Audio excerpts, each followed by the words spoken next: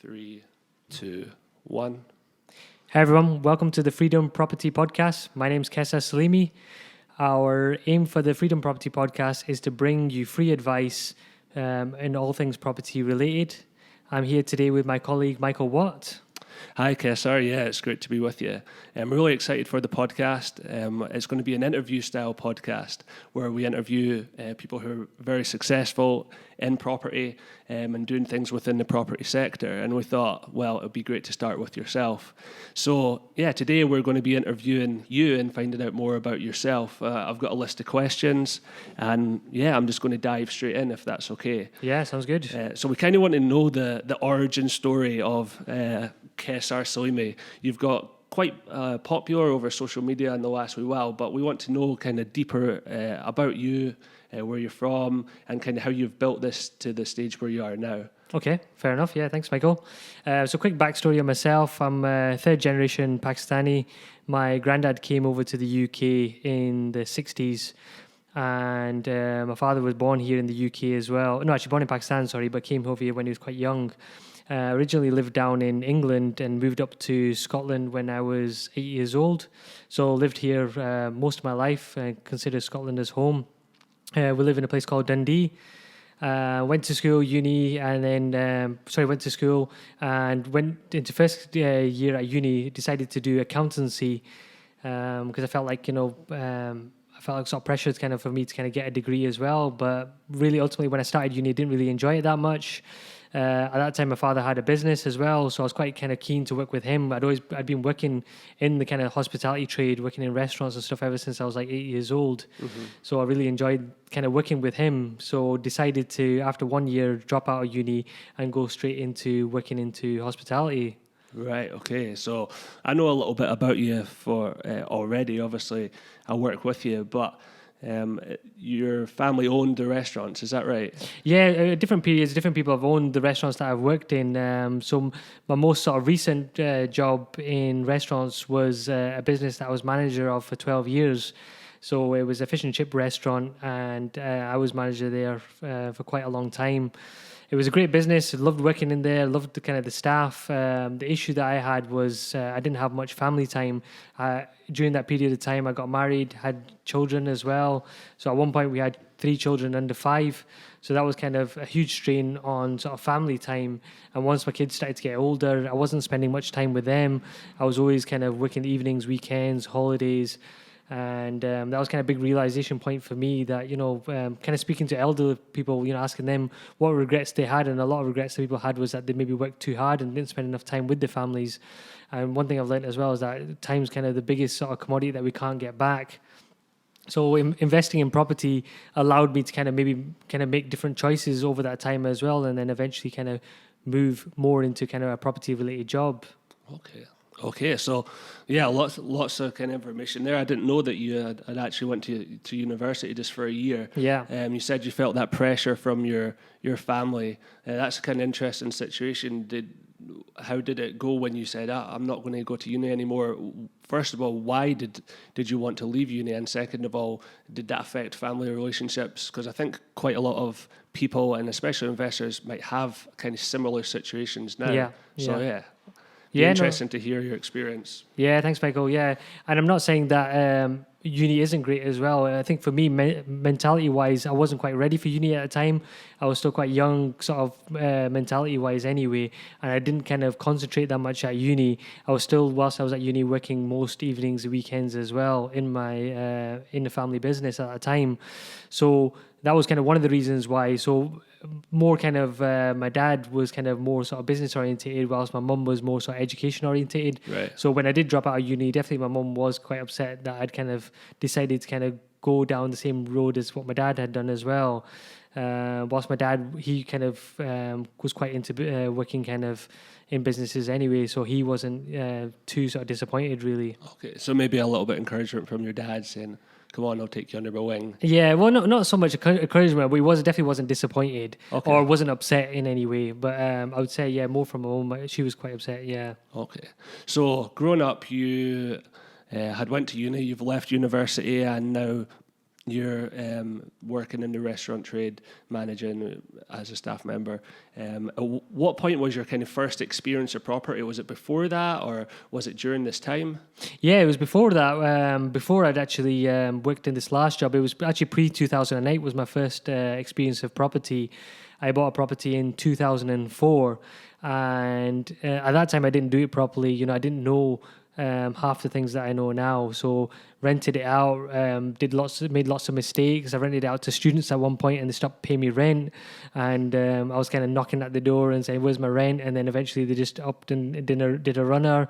But over the 4-year period that I had that property, I did actually really well out of that. I made quite a big amount of profit when we actually sold that property. So overall, you know, it was a positive experience. But looking back now, I could have done things a lot better. Yeah, of course. In hindsight, everything always kind of seems a bit, oh, I could have done better there. Yeah. But okay, so you had your first property, you had some great experiences, you didn't have, you had some kind of not so great experiences. When did you decide to kind of think, I'm going to start buying more and more now? Yeah. So pre-2008, I saw a big boom in the property market. I saw a lot of people getting wealthy quite quickly as well through property, and even my own family members that I knew, you know, a lot of people were buying properties. But when the financial crash happened, you know, I saw a lot of people kind of lose a lot of the properties that they owned as well, you know, and people in my own family lost quite a lot of money as well. And, you know, I myself as well went through a bad time because of that. And it really kind of made me think twice about what I wanted to do going forward. So in 2010 is where I started kind of reinvesting in property. From 2008 to 2010, I started doing a lot more sort of research about property and about finance in general as well. And then decided in 2010, you know, that was a good time to kind of get back into property. Okay, and at this point you were still manager at the restaurants, and kind of saving up some money. Is that how you had the finance for your properties? Because lots of people now, especially when they're starting out, might struggle to think, wait, where am I getting this money from for a deposit for a house? Yeah. Was it your personal savings? Was it kind of family? Where did you get this money? Yeah. So no secret formula really, just saving up. I was quite lucky enough to be staying at home. So although I was married, we were staying at home, and our overheads were very low because of that as well. So most of the money that I was making, I was able to save. So between me and my wife, we were just saving money and then just investing that money into property each time we had enough to get a deposit. The properties that we were buying were quite low value as well, so there wasn't a huge amount of deposit that we needed to put down each time. And especially at sort of 2010, there wasn't a lot of other property investors buying at that time as well. So right. 2010, 2011, 2012, especially the first kind of few properties that we bought, there wasn't kind of huge amounts of deposits that we needed to put down, and we managed to get some discounts as well. Mm-hmm. That's interesting, definitely. So I think a lot of people could learn. We could probably do a whole other podcast about how to save money, because it seems almost impossible sometimes these days. But it seems like you had very low overheads if you're staying at home, which is obviously a sacrifice. Yeah. Is there any other tips, just quickly, that you could give for people wanting to save for that deposit for their first property? Yeah, I was fairly financially savvy anyway. I've always kind of been that way. You know, I think it's just myself, I've just always kind of been that way, always kind of been keen to save money as rather than spend money. But I read a book that's quite popular with property investors, Rich Dad, Poor Dad, and that really kind of was a mindset shift for me. That and another book called The Richest Man in Babylon. Both of them books kind of read about the same time. And at that time, what I thought was an asset, you know, I realized was a liability. So one thing was a car. So I had kind of like a decent-ish sports car as well. I decided to sell that and then just really reduce my overheads, you know, right down. And that really kind of turbocharged my sort of way of saving money. So that's kind of one tip I would kind of give to people, you know, just lowering your expenses as much as possible, and maybe reading that book as well and kind of realizing what is an asset and what's a liability. It was a kind of real big mindset shift for me. Definitely, yeah. It seems like a very popular book. So Rich Dad, Poor Dad by Robert Kiyosaki. You hear a lot of people saying that was kind of a moment, or reading that book kind of changed their mindset, and then they almost felt like a different person, kind of. Yeah. So at what point did you kind of have this personal development? You read these books, Rich Dad, Poor Dad, Richest Man in Babylon. At what point was that? You were still in the restaurant trade, you're still the manager, is that right? Yeah. So when was that kind of moment of, oh wow, like things are changing. I've read this book, so I think kind of differently now. Yeah, I think around about 2012 is where I started kind of reading the books, and you know, it was just kind of a gradual sort of process, really. So one book at a time, and each book that I was reading, you know, that was kind of getting me one step closer towards that as well. Over that time, I was investing in property as well. So probably by about sort of 2015 is where I kind of really started to kind of change my mindset quite a lot, not just on property, but just kind of my whole sort of mindset in general. And then that kind of changed my outlook on life at that point. Okay, that's interesting as well, because you said you maybe started reading around 2012, Yeah. and it wasn't an instant thing. No. It was gradual, like book by book. Maybe Rich Dad Poor Dad piqued your interest and changed your mindset and kind of maybe left you with an appetite for more. Yeah. So you kept on going book by book by book and building that Yeah. knowledge. Yeah, that's definitely interesting. We'll have to do a blog or something about what your top 10 books Yeah, we definitely. can recommend to other people. Absolutely. Okay, so we'll follow the timeline. You've read the books kind of 2012 to 2015. You're changing your mindset. You're still buying properties. Let's talk about kind of more recent times. You've become a mortgage advisor. You have been a mortgage advisor for a couple of years. Talk about why you felt like you needed to leave the restaurant trade and how the mortgage advisor job kind of came up. Okay, so the beginning of 2017, I left my job working in a restaurant, and I was doing a lot of research on property investment as well at that time. And I came across a local property meetup, so registered and booked to go along. I was super nervous as well because I thought there's going to be all these big shot property investors there with hundreds of properties, and I'm just going to be this kind of small fish. So I didn't really know what to expect when I went along. And there was about 5-6 people there. We had a good chat about property. Everybody was really nice, really friendly. All different stages of property investors there. Some with no properties, some with kind of multiple properties. The host there was a guy called Greg Oliver, and me and him kind of clicked really well as well. So he's a mortgage advisor as well. And then we had a chat after the meeting as well. And I told him at that point I really wasn't sure what I wanted to do going forward career-wise. And then he kind of said, "What have you ever thought about becoming a mortgage advisor?" And the truth was I'd worked with previous mortgage advisors, and they'd kind of said to me as well that it might be a great kind of career for you to go into. A lot of mortgage advisors are getting older now. There's not necessarily a lot of new advisors coming into the market. So, and they thought that I might be kind of well placed to kind of be in that job. So really kind of enjoyed working with Greg, meeting Greg and kind of his sort of philosophies and sort of ethos, and decided to kind of take him up on that. Okay, interesting. That's interesting. It's funny that you said you decided to go to the property meetup and you were kind of scared. I think a lot of people would be in the same position that are interested in property but have no idea where to start or where to start really.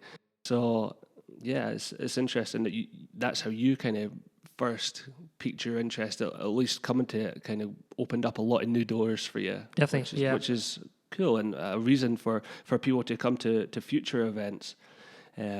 Okay, so we've kind of got up to more recent times now. 2017, you became the mortgage advisor, so you had to do some exams, the CMAP. At that point, would you say that you've changed much since then? What has changed in Kessar since that point of first becoming a mortgage advisor up until now? Confidence is definitely one thing. So going from having a steady income to going self-employed was kind of a massive change for me. And I thought when I first became a mortgage broker, people would just come running to me, and I quickly realized that, it wasn't the case. Luckily Greg was a great mentor to me as well and gave me a lot of advice on that and a lot of kind of training to kind of help me sort of pick up business. So yeah, definitely kind of changed mindset in that sense. Opened my mindset up to kind of so many different types of business and different people as well. When I was working in the restaurant trade, I think I was very kind of narrow-minded. I didn't really kind of get to meet people on a one-to-one basis. We were just kind of serving them in the restaurant. We would kind of have a little bit of a chat with our customers, but never really getting to know people that well and never getting to know their businesses as well. And also, I never really ran a business myself. I just managed that business, which was already running. I did help make improvements and stuff like that, but it wasn't my own business, and I never got to see the side of running the business that I do now. So massive changes in that time. Yeah, definitely interesting. I think if you're not changing kind of over a period of time, then there's something wrong. Yeah. But so that's exciting, and yeah. So looking forward to the future now. I think right now in the property arena, let's say property investing arena, there's lots of noise. In terms of, oh, do this strategy, you need to do this, you need to do that. Lots of people talking kind of at the same time. How can we know as kind of beginners or people who are currently investing and have done for a long time, how can we know what the best thing to do going forward is, or maybe even the best way to start right now in today's kind of climate? Yeah. It's difficult because there is a lot of noise out there, from so many different things. There's financial uncertainty, and then there's so many different strategies in property as well. So I adopted kind of a very simple strategy of buy to let and buy to hold, really. So speaking to kind of people that have been doing property for a long time, one thing was that the money's made in the long term, really. So we might see a lot of strategies out there for making money quickly and that sort of thing, but that wasn't a huge interest to me. It was more kind of over the long term and passive income as well. My aim was to make more in passive income than I would make in my earned income as well. So that was a huge goal for me, to become financially free. And I genuinely kind of believe that, I want that for everybody. I don't want it just for myself. I believe that everybody should kind of, once they've earned enough, invest that money, and then that money should be able to kind of give them a passive income, which is hopefully not destroyable as well. Like, your job could go at any point, but whilst if you have passive income coming in through sort of bricks and mortar, then that could be kind of kept on for generations as well. Yeah, it's a very good viewpoint on it, and that kind of brings us to nowadays. We've set up the Freedom Property Network. Let's talk a little bit about that. Talk a little bit about social media. You're very active on that, and how they kind of interlink. So now you said that you want everyone to kind of have that passive income, have the opportunity in property. It sounds like you think it's definitely realistic and doable. What is the Freedom Property Network, and how is it helping people, or how can it help people? Yeah. So the idea for the Freedom Property Network is to kind of give free advice to everybody out there through these podcasts and through our social media, because there is a lot of kind of misinformation out there as well. And I do feel with the knowledge that we have, and also kind of the other people that we'll be bringing onto the show, we can give a lot of knowledge out there for free, because all this information that I've learned over time, and other investors have learned over time, a lot of people are quite willing to give that information out. And I think, we can tap into that and kind of take all their experience and give that to people that are maybe new as well. So hopefully that they don't make the mistakes that we've made over time. I've made loads of mistakes, and I hope kind of people starting now can maybe learn from some of my mistakes, and hopefully supercharge and speed up the property process as well, so they're not kind of making these mistakes that we've had to make. Definitely. That's cool. So you've mentioned that the Freedom Property Network is going to be on social media. It's going to have events as well. Yeah. We know that. So that'll be a monthly event in Dundee. Yeah. Is it going to go anywhere else in the future, just Dundee? What are your thoughts on that? Yeah, absolutely. Dundee's where I stay, and it's my local area, but I wouldn't see why not, that we could expand that into other areas in the future as well. So that's definitely kind of something we'd look to in the future, absolutely. Okay, great. Now, just for I think we've kind of covered quite a lot of content, and we've got right up to kind of now and what's happening. And I want to ask you a couple of questions that hopefully will bring some value to listeners as well, or even more value to listeners. So you talked about Greg Oliver. He's a role model and a mentor for you. Yeah. First question, why do you think it's important to have a mentor? And the second question would be, is there any other mentors or kind of role models that you've had in your life other than Greg? Yeah. I've had loads of role models over time. My dad was a big role model for me as well. He'd been a businessman for a long time, and I followed a lot of his own footsteps as well. Hardworking guy, and yeah, he was a massive role model for me. Greg Oliver, so on the mortgages, was a massive role model for me as well. So I was very lucky to have him as a mentor as well. He believed in me when at a point where I didn't believe in myself as well, and I was kind of a bit down after kind of leaving the restaurant, and not besides the money coming in from the property, I didn't have anything else. I didn't have a clear strategy of what I wanted to do. So he believed in me, put me on the right path, and constantly kind of gave me mentorship day to day, evenings, weekends, a lot of advice. And and also actually kind of introduced me to kind of social media and the whole side of things and business and how to kind of be successful in business as well. Another big mentor of mine was Grant Cardone, and this was through Greg. Greg had introduced me to Grant Cardone's material, and when I first started reading I listened to his book, the 10X book on Audible. I didn't really like Grant Cardone that much because he was kind of shouting and stuff, and I thought this crazy American guy, and I didn't really kind of gel with him that well. So I did listen to the 10X book, but then I re-listened to it again, and then the second time that I listened to it, it actually kind of sunk in a lot more, and that's where I kind of really got a lot of my advice from. And then I've read all his books since then. So Sell or Be Sold, Be Obsessed or Be Average. All these books have been great for me. Implementing a lot of this stuff has kind of helped me come to where I am now. Mentors sort of going forward as well. I have a mortgage mentor as well called Gary Das. He's been super good to me as well. You can find him on social media or online. He's been great for my mortgage business, but also for me as a person as well on social media, helping me kind of do these things like these podcasts and videos and vlogs and blogs and that sort of thing, and constantly kind of helping me go the right direction and giving me feedback along the way. So I think it's great to have mentors, but when I first looked about getting mentors, it was always a thing that you should have a mentor, but nobody really has a label on their head saying I'm a mentor, so I think a lot of these just kind of came to me at the right sort of time. Maybe I'm lucky, I'm not sure, or maybe I must have been looking for these people as well, and I'm quite grateful that a lot of these people have given their time to me. So yeah, it'd be great for you to have a mentor. I think really just maybe looking out for experienced people, and a lot of experienced people are willing to give their advice to you as well, and maybe might not be kind of labeled under the kind of mentor sort of category, but would actually kind of be that mentor to you and give you their experience off their own back. Yeah, maybe just asking them would be enough, and they'd say, do you know what? Yeah, I want to help people, and have a similar mindset where you genuinely actually want to help people. So interesting. Yeah, I think it sounds like you've had lots of great experiences with great people. Yeah, and it's important to have those people around you that are positive and kind of egging you on almost. So that's good to see. And now, I think you're probably a mentor to a few people as well now. Yeah. Passing that on, and I'm sure you will even more in the future.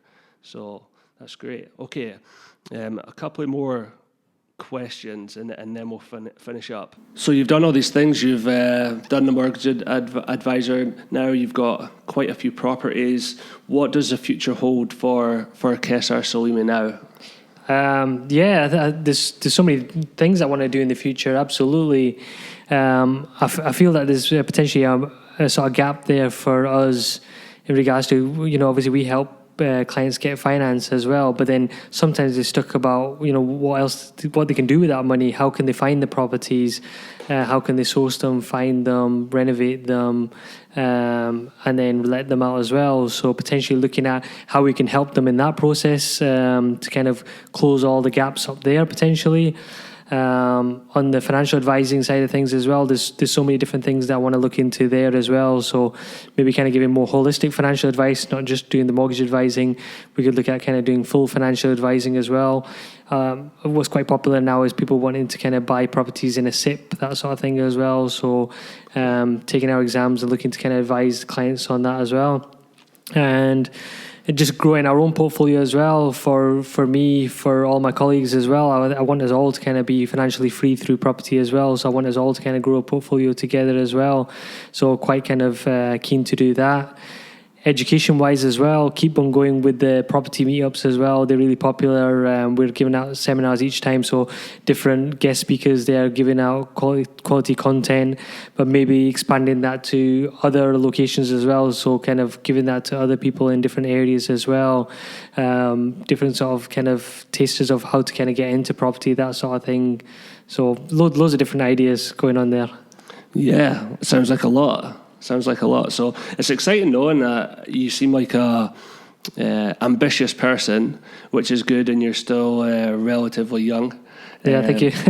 Well, you're slightly older than me, but I think we're both still pretty young, which is good, and we've still got our whole lives ahead of us. So it's quite nice being able to look at that. But I guess it doesn't really matter what age you are; you can still get involved in property investing. Yeah, definitely. So talking about being a little bit older, now you can look back at what you've done so far in the short time that you have been involved in property and the whole scheme of things. Do you have any regrets, or do you have a biggest regret? Yeah. Definitely lots of regrets. I think education was the biggest thing for me. If I'd had more of the education to start off with, then that would have helped me not make some of the decisions that I made earlier on. But at the same time, I was kind of still quite grateful that I did kind of make that jump, because sometimes you can have too much education and kind of get sort of analysis paralysis, because you get overwhelmed and you think, right, I need to do this, I need to do that, and then you wait to kind of get all your eggs in a row, and that never will happen as well. So it's better to get started and learn along the way than try to kind of take in too much information and never start as well. So definitely kind of there's so much information out there online, with podcasts, with social media, with books for property investment, sort of local networking groups, the Freedom Property Network as well. We'll be getting a lot of information on there as well. There's so much advice there. So some regrets, but no major regrets, to be honest. No, I'm kind of very sort of glad that I went. I think one maybe sort of regret that I had was that I didn't go quicker than I did as well. I was still very cautious, especially earlier on, confidence-wise. I didn't have that confidence, that belief in myself as well. So I was very sort of conservative with my investing as well. I could have kind of pushed it slightly quicker, and even now, I could still actually do a lot more than I actually do. So I think that's a constant battle with us all, that we're always capable of doing so much more than we actually do. I read a book at the start of this year that David Goggins, it was amazing, sort of the life that he went through, and what he says. I think we only live up to kind of 40% of what we're capable of doing. So and that, his was more kind of physical, but also mental as well. But it kind of translates to all sort of walks of life. So definitely there's so much more that I'm capable of doing, that really just pushing myself to kind of see what we are capable of. Yeah, definitely. So I think everyone's always going to have regrets no matter what. But it doesn't seem like you beat yourself up or anything, which is a good thing. And that interesting about the analysis paralysis. People can kind of take in all this information or go on how many courses and then actually just not act or still feel like they're not ready. But I like that you're just jump in, get doing something, and that's kind of more important than just constantly reading books without doing anything. Yeah, because a lot of learning is made through mistakes as well. A lot of my biggest sort of education was through the mistakes I made, looking back at the mistakes and seeing why did I make that mistake and how can I rectify that going forward as well. So I see kind of all mistakes and setbacks as education as well. Yeah, interesting. So let's kind of round it up there and kind of evaluate what was spoke about. You said that you made quite a lot of kind of big decisions, especially the decision to leave the restaurant. That wouldn't have been difficult, and I guess you have to consider your whole life. You have wife and kids and family. If you had to give just kind of pieces of advice from everything that you've learned so far, maybe main 2 pieces of advice, say, if you had to round it up, what advice would you give to people who are kind of interested in property or wanting to get started or who are currently investing? Okay, yeah. Definitely reading books, I think, has been a massive sort of mindset change for me. So it doesn't have to be property related books, just maybe even mindset related books as well. That's been a huge game changer for me, and was a big driving force for me changing my career as well. Had I maybe not read these books, I don't know necessarily if I would be kind of going down the route that I am now and having a complete sort of different career path to before. So I always feel that you can be educating yourself. I can't remember what the statistic is now, but the people who are, I always try to kind of follow sort of wealthy people and see what they're doing. And a lot of wealthy people do read books as well, and that's kind of common occurrence. It's not kind of a coincidence that. So reading books, and I don't actually physically read them. I normally kind of listen to them on audiobook. So when you're kind of traveling in the car, and podcasts as well. So I would say that's one thing. And the second one I would probably say is I feel I meet a lot of people that are worried, about sort of investing in property, and think, is it the right time to invest right now, or what's going to happen in the market in the future and stuff like that. But if you look at even the stock market or property markets and stuff like that, the money is made in the long term. So, and there's never really a right time to invest in property. No matter what, there's going to be something around the corner, whether it be sort of political or financial or personal. So really kind of starting now, because no matter what, over the long term, you can kind of ride out any sort of rough patches by just investing for the long term, really. Two very good pieces of advice. Thanks, Kessar. So, yeah, read books. And I've definitely not read as much as you, but I've read some of the main ones, and I agree they do really help you change your mindset. Yeah. But like you said, between that time for you, 2012 to 2015, it's not going to be read a book and instant success. You have to work at it and keep reading and implement the ideas. Okay, interesting. So last question, what can we expect from this podcast, the Freedom Property Podcast? It's our first podcast. I'm sure we'll look back on it and laugh and say what we were doing. We didn't have a idea what we were doing, but we have to start somewhere. And we're trying to put that out to everyone, whoever will listen, really. But what is your aim for the podcast? What's your goals? And what can the viewers and listeners expect? Yeah, I think we want it to be like a source of knowledge for people, be that in business and property as well. So we definitely want to have a lot of people that we will interview over time as well that can kind of bring knowledge, especially sort of property related knowledge, and kind of give their insights on their lives as well, and how we can kind of extract the information and use that for ourselves as well. That'd be one thing, but also sort of covering topics as well, sort of frequently asked questions and misconceptions as well. So they won't always be sort of interview based podcasts. Some of them might just be us giving sort of information as well on a lot of kind of topics that people want covered as well. There's so many questions out there on social media and or anywhere online as well, or kind of face to face that we kind of find, and a lot of misconceptions from what people have heard or people think as well. And hopefully we can kind of give them a place where we can kind of answer them questions for them. That sounds good. I think we're excited to get the guests on. Lots of people lined up, at least from the local area. Some of these people are highly successful within nationally, not just within Dundee or a little area. So it's exciting to get these people on and hear from them and learn from their experiences as well, like you said. Okay, I think that's it. I think we're done. Unless there's anything else that we want to chat about. No, I think just thank you to everybody for listening today. If you did find this enjoyable, please let us know. And if you have any kind of comments or feedbacks, please let us know as well. Please like our page and please subscribe to the podcast. And we look forward to coming back soon. Perfect. So before we go, let's just tell people where they can find you. So you've got your Facebook profile, which is Kessar Salimi. Add them as a friend, right? Yeah, please. And where else can people find you and find the podcast or the Freedom Property the network as well? Yeah, so multiple channels. You can find us all on Facebook as well, through myself personally. I've got my own page, or through the Freedom Property Network page. You can find all our information on there as well. Through other channels like LinkedIn, Instagram as well. We've got our own website, which we'll put a link into the description below. And please connect with us there. Please subscribe to the podcast, so when new episodes do come out, you will get notification of that as well. So those are different ways you can get in contact with us. Great. Well, it's first episode to come to an end. We've done not too bad. But thank you very much for listening, and leave us some feedback and we'll talk to you soon. Yep. Thank you, everybody. Bye-bye. Bye-bye.